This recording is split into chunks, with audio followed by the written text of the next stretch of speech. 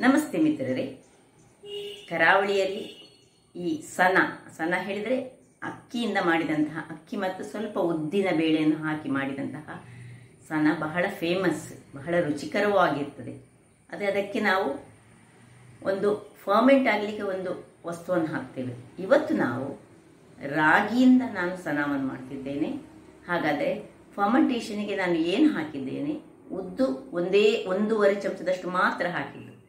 ಹಾಗಾದರೆ ಹೇಗೆ ಈ ಸನವನ್ನು ರಾಗಿಯಿಂದ ಮಾಡುವುದು ಎಂದು ನೋಡೋಣಲ್ಲವೇ? ವೀಕ್ಷಕರೇ, ಇವತ್ತು ಈ ರಾಗಿಯಿಂದ ಇಡ್ಲಿಯನ್ನು ಮಾಡೋಣ.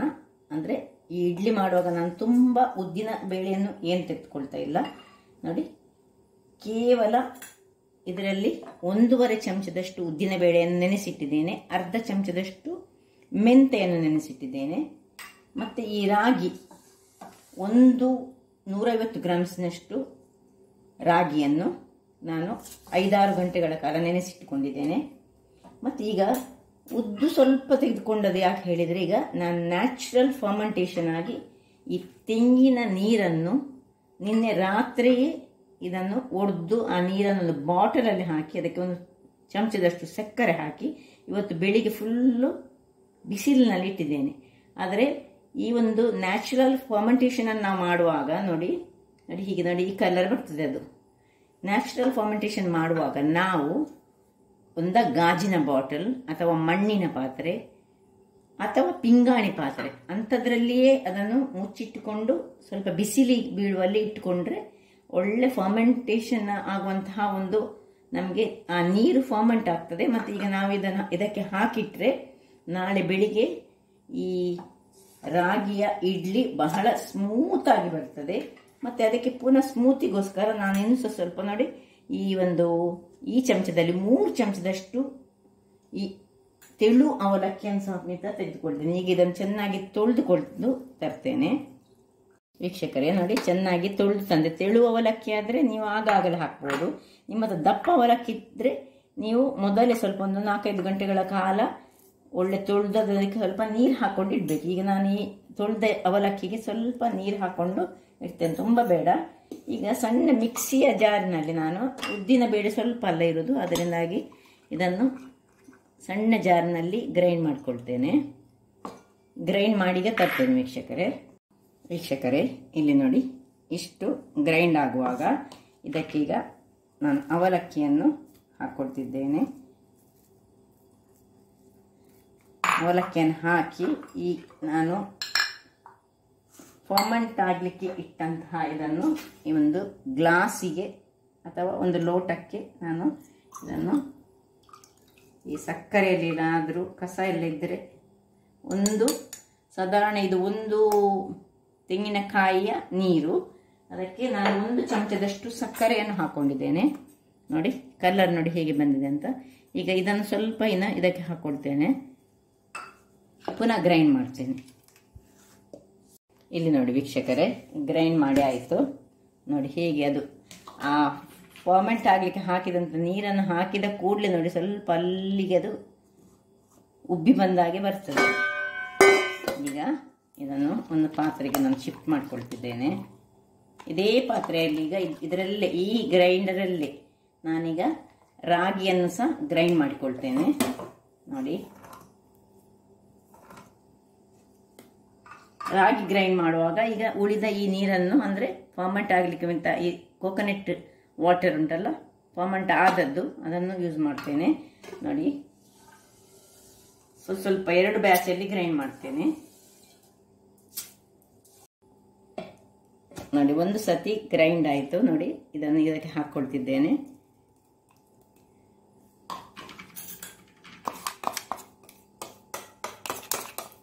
ಉದ್ದು ಸ್ವಲ್ಪ ಹಾಕ್ಕೊಂಡದ್ದು, ಹೆಚ್ಚು ಬೇಡ.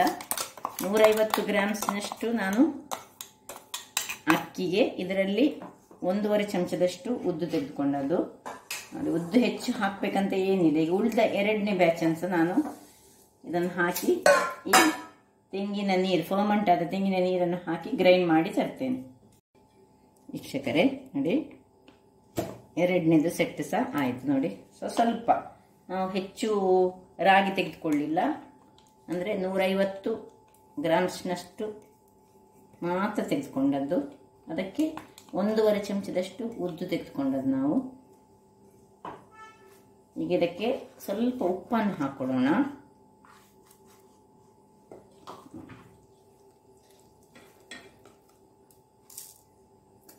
ರುಚಿಗೆ ತಕ್ಕಷ್ಟು ಉಪ್ಪನ್ನು ಹಾಕಿ ಒಳ್ಳೆ ಕಲಡಿಸಿಕೊಂಡು, ತುಂಬ ನೀರಾಗ್ಬೋದು, ಇಡ್ಲಿಯ ಹದದಲ್ಲಿ ನಾವು ಮಾಡಿಕೊಂಡು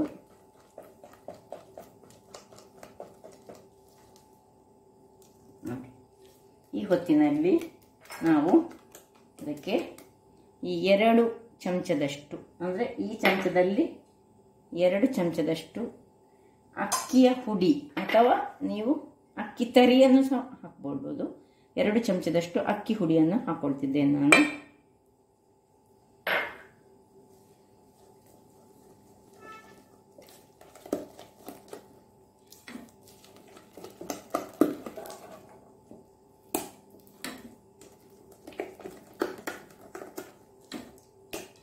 ಸ್ವಲ್ಪ ದಪ್ಪ ಆಯಿತು ಅಂದರೆ ಹೇಳಿದರೆ ಈ ತೆಂಗಿನ ನೀರೇ, ಫರ್ಮೆಂಟ್ ಆದ ತೆಂಗಿನ ನೀರನ್ನು ಸ್ವಲ್ಪ ಮಿಕ್ಸಿಯನ್ನು ತೊಳೆದುಕೊಂಡು ನಾನು ಇದಕ್ಕೆ ಹಾಕೊಳ್ತಿದ್ದೇನೆ.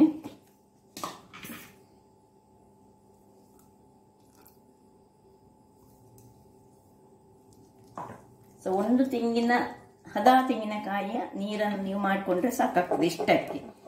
ಇಲ್ಲದಿದ್ದರೆ 1-2 ತೆಂಗಿನ, ತುಂಬ ಮಂದಿಗೆ ಮಾಡೋದಾದ್ರೆ 1-2 ತೆಂಗಿನ ನೀರನ್ನು ಮಾಡಿಕೊಳ್ಳಿ.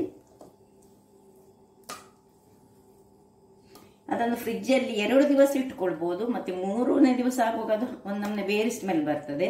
ನೀವು 2 ದಿವಸದಲ್ಲಿ ಅದನ್ನು ಯೂಸ್ ಮಾಡಿಕೊಳ್ಬೇಕು. ಈಗ ನಾನು ಸಕ್ಕರೆ ಇದಕ್ಕೆ ಹಾಕ್ತಾ ಇಲ್ಲ. ಯಾಕೆ ಹೇಳಿದರೆ ಆಲ್ರೆಡಿ ನಾವು ಫರ್ಮೆಂಟೇಷನ್ ಮಾಡುವಾಗ ತೆಂಗಿನ ನೀರಿಗೆ 1 ಚಮಚದಷ್ಟು ಸಕ್ಕರೆಯನ್ನು ಹಾಕ್ಕೊಂಡಿದ್ದೇವೆ ವೀಕ್ಷಕರೇ. ನೋಡಿ ಆಯಿತು. ಇದನ್ನೀಗ ಒಂದು ಮುಚ್ಚಳವನ್ನು ಮುಚ್ಚಿಕೊಂಡು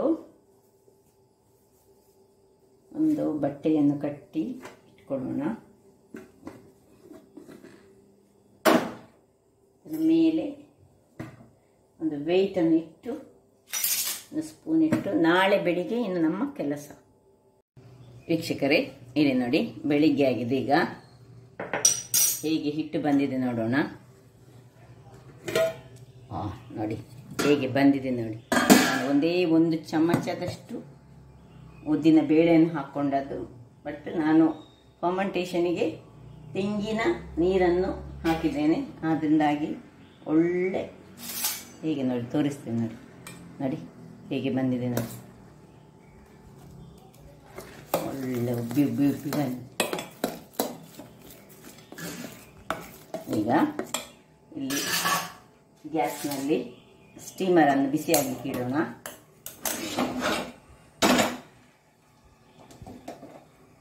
ಅದು ಆಗ್ತಾ ಇರುವಾಗ ಇವತ್ತು ನಾವು ಈ ಲೋಟದಲ್ಲಿ ಮಾಡ್ತಾ ಇದ್ದೇವೆ. ಲೋಟದಲ್ಲಿ ಮಾಡಿದರೆ ಬಹಳ ಚೆನ್ನಾಗಿ ಬರ್ತದೆ. ಒಂದು ಸ್ವಲ್ಪ ಅದಕ್ಕೆ ಎಣ್ಣೆಯನ್ನು ನಾವು ಗ್ರೀಸ್ ಮಾಡಿಕೊಳ್ಳೋಣ. ಸ್ವಲ್ಪ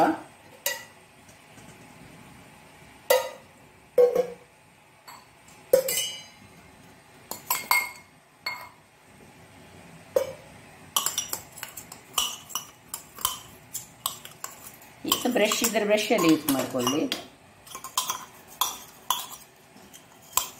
ಹೀಗೆ ಸಹ ಮಾಡ್ಬೋದು, ಅಥವಾ ಒಂದು ಇದಕ್ಕೆ ಬಟ್ಟೆಯನ್ನು ಕಟ್ಟಿ ಸಹ ಗ್ರೀಸ್ ಮಾಡಿದರೆ ಬಹಳ ಒಳ್ಳೆಯದಾಗ್ತದೆ. ಖಾಲಿಯೂ ಮಾಡಿಕೊಳ್ಬೋದು ಚಮಚದಲ್ಲಿ. ಈಗ ಇಲ್ಲಿ ನೋಡಿ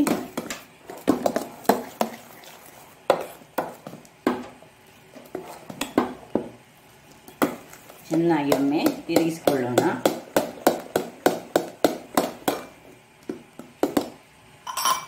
ನೋಡಿ ಮುಕ್ಕಾಲಿನಷ್ಟು ಹಾಕಿದರೆ ಸಾಕು, ಫುಲ್ ಹಾಕ್ಕೊಳ್ಬಾರ್ದು.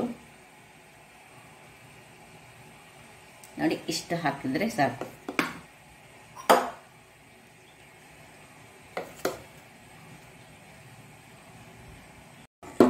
ನೋಡಿ ಕೊನೆಯದಕ್ಕೆ ಹಾಕ್ಕೊಳ್ತಿದ್ದೇನೆ. ಒಟ್ಟು 150 ಗ್ರಾಮ್ಸ್ ಇದರಲ್ಲಿ ರಾಗಿಯಲ್ಲಿ, ಮತ್ತು 1.5 ಚಮಚದಷ್ಟು ಉದ್ದಿನ ಬೇಳೆ, ಎಲ್ಲ ಆಗುವಾಗ ಒಟ್ಟು 5 ಲೋಟಗಳಷ್ಟು ಆಗಿದೆ. ಈಗ ಇದನ್ನು ನೋಡಿ ಇಟ್ಕೊಳ್ಳೋಣ. ಸ್ಟೀಮ್ ಸಹ ಬರ್ತಾ ಉಂಟು ನೋಡಿ.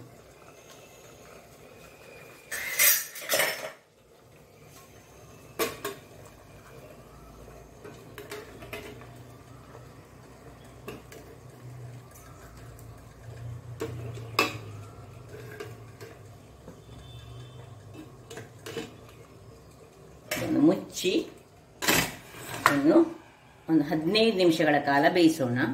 ವೀಕ್ಷಕರೇ ನೋಡಿ, ಇದು ಈಗ ಬೇಯ್ತಾ ಇರುವಾಗ ಇಲ್ಲಿ ನಾವೊಂದು ಸಿಂಪಲ್, ನಾನು ಯಾವಾಗಲೂ ಮಾಡುವಂತಹ ಒಂದು ಇದಕ್ಕೆ ಸೂಟ್ ಆಗುವಂತಹ ಒಂದು ಚಟ್ನಿ ಮಾಡುವ. ಇಲ್ಲಿ ನೋಡಿ, ಕೊತ್ತಂಬರಿ ಸೊಪ್ಪಿದ್ರೆ ಹಾಕಿ, ಇಲ್ಲದಿದ್ದರೆ ನಿಮ್ಮ ಹತ್ರ ಬೇರೆ ತಿಮರೆ ಸೊಪ್ಪಿದ್ರೆ ತಿಮರೆ ಸೊಪ್ಪು ಹಾಕಿ ಸಹ ಮಾಡ್ಬೋದು, ಅಥವಾ ಏನಿಲ್ಲದ್ರೆ ಖಾಲಿ ಮಾಡ್ಬೋದು. ಗ್ರೀನ್ ಚಿಲ್ಲಿ, ಸ್ವಲ್ಪ ಹುಳಿ, ಬೆಳ್ಳುಳ್ಳಿ, ಶುಂಠಿ ಇದ್ರೆ ಶುಂಠಿ ಸಹ ಹಾಕ್ಬೋದು, ಸ್ವಲ್ಪ ಉಪ್ಪು ಮತ್ತು ತೆಂಗಿನ ತುರಿ. ಎಷ್ಟು ಬೇಕು ಅಷ್ಟು, ನಿಮ್ಗೆ ಎಷ್ಟು ಚಟ್ನಿ ಮಾಡ್ತೀರಿ ಅದರ ಪ್ರಕಾರ. ತುಂಬ ಚಟ್ನಿ ಮಾಡೋದಾದ್ರೆ ಸ್ವಲ್ಪ ಖಾರಕ್ಕೆ ಮೆಣಸು ಹೆಚ್ಚು ಬೇಕು, ಇಲ್ಲದಿದ್ರೆ ಸ್ವಲ್ಪ ಸಾಕು. ನೋಡಿ, ತೆಂಗಿನ ತುರಿ ಹಾಕಿ, ಕೆಲವರು ಇದಕ್ಕೆ ಈ ಪುಟಾಣಿಯನ್ನು ಸಹ ಹಾಕ್ತಾರೆ. ನಾವೆಲ್ಲ ಹೆಚ್ಚಾಗಿ ಕರಾವಳಿಯವರು ಪುಟಾಣಿ ಹಾಕುವುದಿಲ್ಲ, ಹಾಕಿ ಸಹ ಮಾಡಿದರೆ ಒಳ್ಳೇದಾಗ್ತದೆ. ಹೀಗೆ ಸ್ವಲ್ಪ ಇದಕ್ಕೆ ನೀರನ್ನು ಹಾಕಿ ಇದನ್ನು ನಾನು ತೆಳುವಾಗಿ ಗ್ರೈಂಡ್ ಮಾಡಿ ತರ್ತೇನೆ. ಇಡ್ಲಿ ತಿನ್ನಲಿಕ್ಕೆ ಅಲ್ಲ, ಸನ ತಿನ್ನಲಿಕ್ಕೆ. ಅಂದರೆ ರಾಗಿಯ ಸನ ಮಾಡ್ತಿದ್ದೇವೆ ನಾವೀಗ, ಅಂದರೆ ಇಡ್ಲಿ ಅದು. ಓಕೆ ನೋಡಿ, ತೆಳುವಾದ ಚಟ್ನಿ ರೆಡಿ ಆಯಿತು. ಇದನ್ನು ಹೀಗೆ ಇಟ್ಕೊಳ್ಳೋಣ. ಇಲ್ಲಿ ನೋಡಿ, ಇದಕ್ಕೊಂದು ಒಗ್ಗರಣೆಗೊಂದು ನಾನು ಬಾಣಲೆಯನ್ನು ಇಟ್ಟುಕೊಂಡಿದ್ದೇನೆ. ಅದಕ್ಕೊಂದು ಏನಿಲ್ಲ, ಸಿಂಪಲ್ ಒಂದು ಒಗ್ಗರಣೆ ಕೊಡುವ. ಸ್ವಲ್ಪ ಎಣ್ಣೆ ಹಾಕೊಂಡು, ಎಣ್ಣೆ ಕಾಯುವಾಗ ಸಾಸಿವೆ ಕಾಯುವಾಗ ಸ್ವಲ್ಪ ಉದ್ದಿನ ಬೇಳೆ ಆಗುವಾಗ ಒಂದು ಮೆಣಸು ಆಗುವಾಗ ಇನ್ನೊಂದು ರೆಡಿ ಆಯಿತು. ಬೇಕಿದ್ರೆ ಹಿಂಗೆ ಹಾಕೊಳ್ಬೋದು. ಇದನ್ನು ಆಫ್ ಮಾಡ್ಕೊಳ್ಳೋಣ. ಈಗ ಇದಕ್ಕೆ ತೆಳುವಾದ ಚಟ್ನಿಯನ್ನು ಹಾಕೊಳ್ಳೋಣ.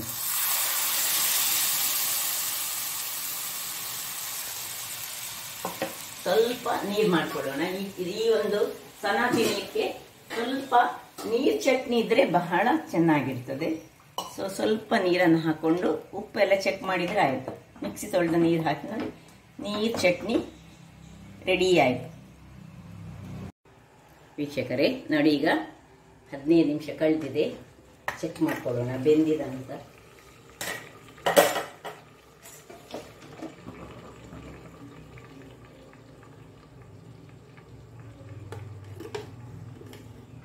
ನೋಡಿ, ಏನು ಬರ್ತಾ ಇಲ್ಲ, ಅದರಿಂದಾಗಿ ಬೆಂದಿದೆ. ಸಾಕು, ಆಫ್ ಮಾಡ್ಕೊಳ್ತಿದ್ದೇನೆ. ಈಗ ಒಂದೊಂದಾಗಿ ತೆಗೆದುಕೊಂಡು ತಣ್ಣಗಾಗಲಿಕ್ಕೆ ಬಿಡೋಣ.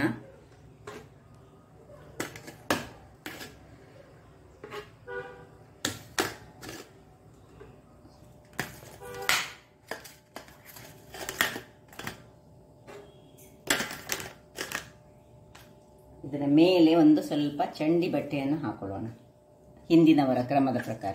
ತಣ್ಣಗಾಗಲಿ, ಆಮೇಲೆ ನೋಡೋಣ. ವೀಕ್ಷಕರೇ ನೋಡಿ, ಈ ಚಂಡೆ ಬಟ್ಟೆ ಹಾಕಿದರೆ ಬೇಗ ತಣ್ಣಗಾಗ್ತದೆ. 5 ನಿಮಿಷದಲ್ಲಿ ತಣ್ಣಗೆ ಆಯಿತು. ನೋಡುವ, ಈಗ ಒಂದೊಂದಾಗಿ ಬಿಡಿಸಿಕೊಳ್ಳೋಣ.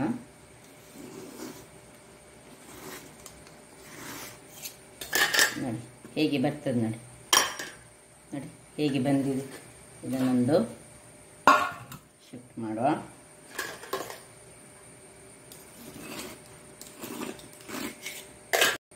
ನೋಡಿ ಹೇಗೆ ಬಂತು ನೋಡಿ.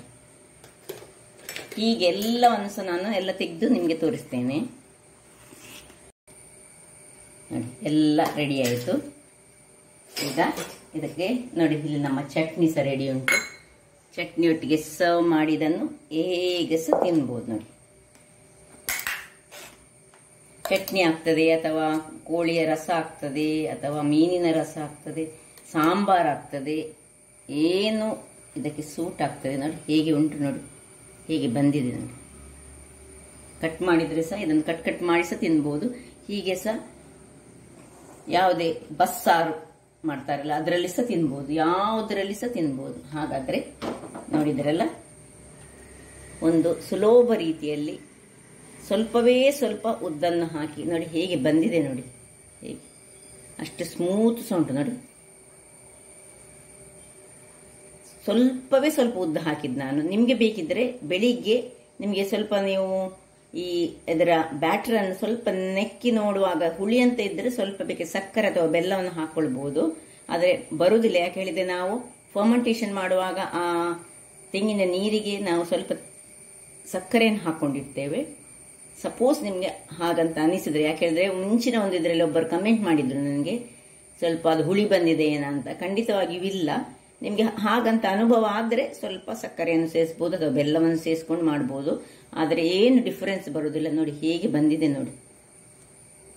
ಹಾಗಾದರೆ ನನ್ನ ಈ ಕುಕಿಂಗ್ ಚಾನಲ್ ನಿಮಗೆ ಇಷ್ಟ ಆದರೆ ಬೋಳೂರು ಸುವರ್ಣ ಚಾನಲನ್ನು ಲೈಕ್ ಮಾಡಿ, ಶೇರ್ ಮಾಡಿ ಹಾಗೂ ಸಬ್ಸ್ಕ್ರೈಬ್ ಮಾಡಿ ಹಾಗೂ ನನ್ನ ಇನ್ಸ್ಟಾಗ್ರಾಮ್ ಪೇಜನ್ನು ಫಾಲೋ ಮಾಡಿ. ಧನ್ಯವಾದಗಳು.